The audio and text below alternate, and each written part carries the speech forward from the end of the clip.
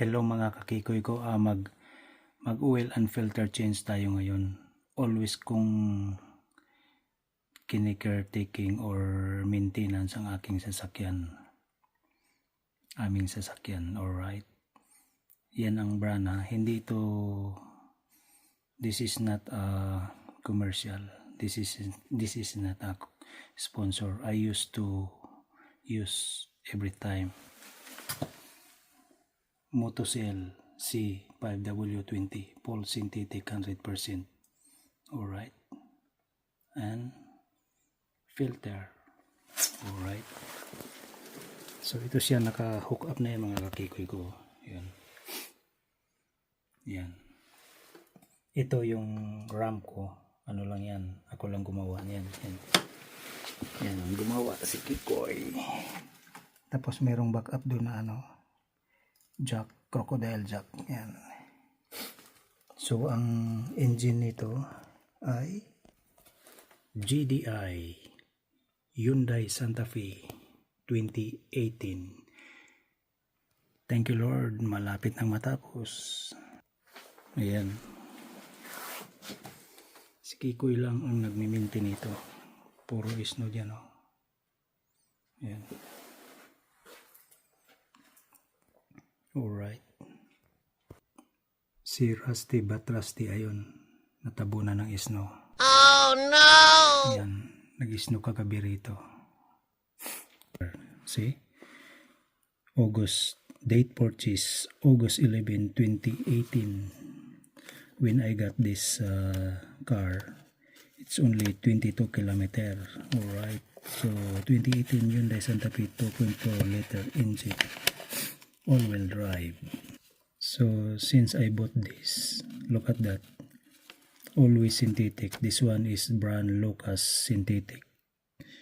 Yung Lucas Synthetic na yan, expensive yan, ginagamit yan ng mga F-150 car racing, pero ang code number niya or serial number 5W20 pa rin. So pa rin, pero Lucas pa rin yan, Lucas, mga ilang at least synthetic ang ginagamit ko. Yan, tas na-rotate ko na yan. Meron akong video yan, nag-rotate ako. Yan. Alright. Ibig sabihin yung arrow na yan, yan front. Tapos dito back. Alright. Panoorin nyo na lang yan sa aking video, how to rotate tire. So, itong recently na huli kong oil and filter change ay September 2, 2024. Alright.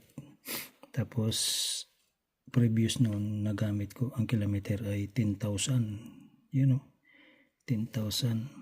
So total speedometer 92,930. So ngayon, today is February 1, 2025. Oil and filter change, kilometer 98,894 or 95. Kilometer use 5965. So as I said, Kikoy was changed brand of oil, engine oil. So Motocell from Lucas.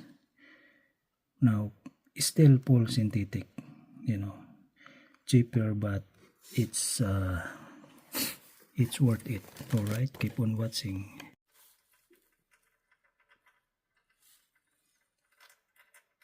So ayan mga kakikoy ko,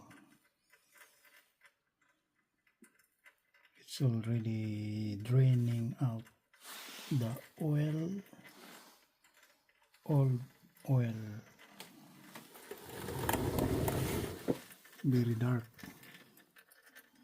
Look at that. So habang nagdi-drain pa to, mag-shovel muna tayo sa labas. Alright. Pero at the same time, tatanggalin ko na tong filter yan. Filter. Alright.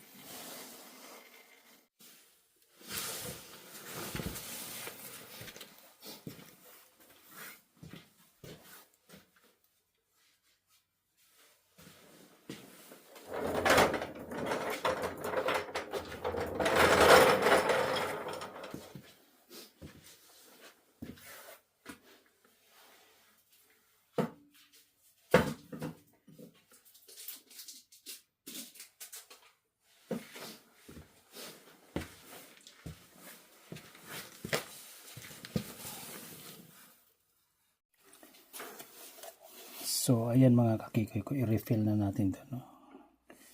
Ayan na.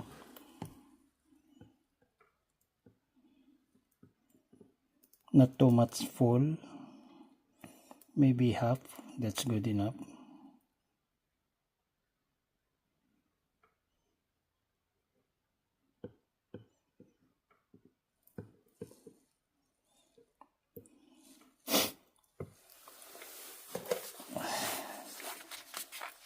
So with this gasket like that,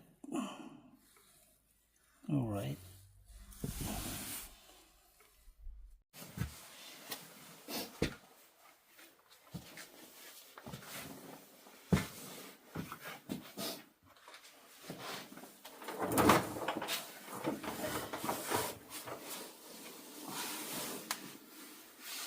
So ayan mga kakikoy ko,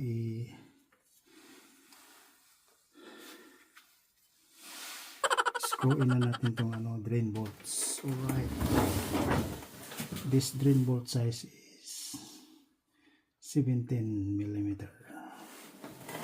Alright,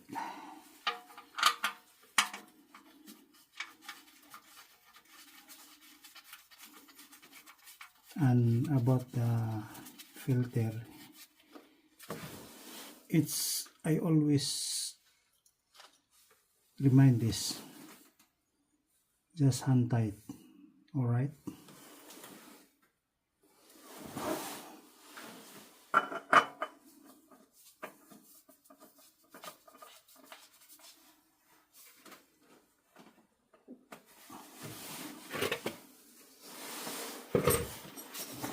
and this drain bolt around 1/4 inch tight, not more than that, because otherwise they gonna burn out your drain bolt.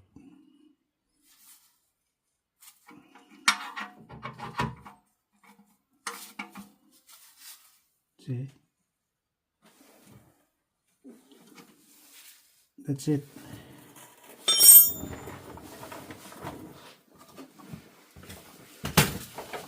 Go. All right.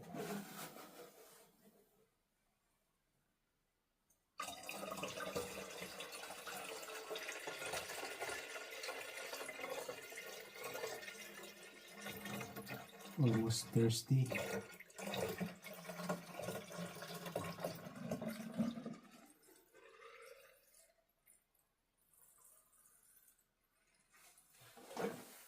That's windshield fluid, not the coolant, anti-freeze coolant. So i-refill na natin to mga kakikoy ko.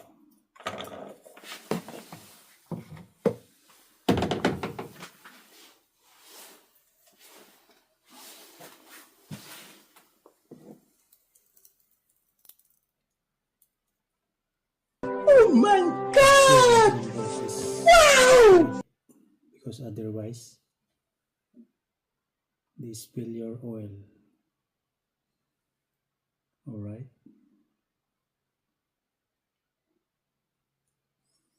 And pour it slowly but surely.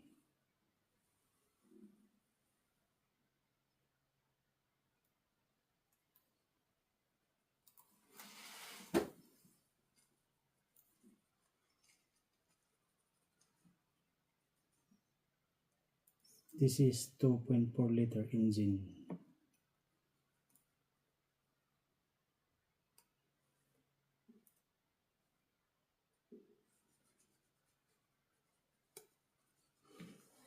All right.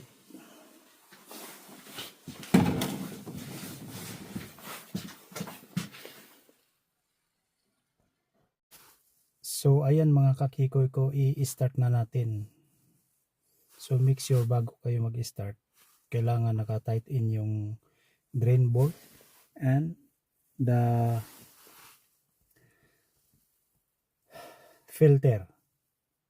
Nandito nga pala ako sa garahe. Naka dual dual recording video. Oh my God! Ayan. Wow! Alright. Start na natin tapos tingnan natin doon sa ilalim kung okay siya, kung walang leaking.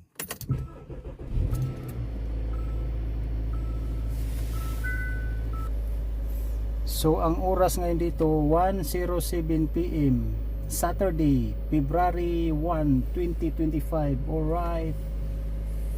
Ayan mga kakikoy ko, no. So dito tayo sa ano, dashboard. Alright. Yun nga pala, nagbiblink yung hood kasi nakaangat yung hood niya. Ayan, no. Diba nakaangat yung hood. So i-run muna natin ng mga few minutes. Naano ko na nga pala to, no. Nakalagay dito minus 14 sa loob. Ayan, no. Oh. Yan, minus 14. Pero sa labas mayroon 20 yata or 21. Mag-screenshot ako. So yan, keep on watching lang ha. Titingnan natin doon sa ilalim. Nagbi-build up na ng usok, baka ma-suffocate si Kikoy. Buksan natin to. Oh no! Yan.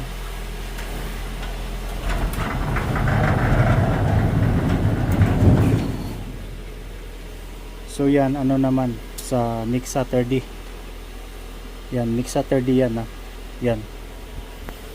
Yan o. Sa sobrang lamig.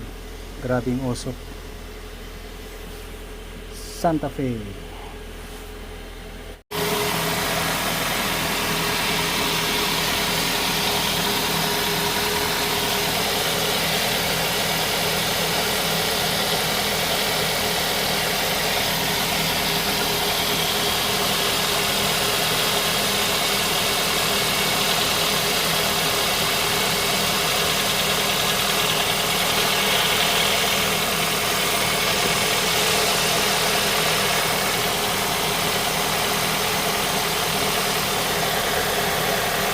Walang leaking mga kakikoy ko. Good sign sa drain bolt. So dito naman tayo sa filter.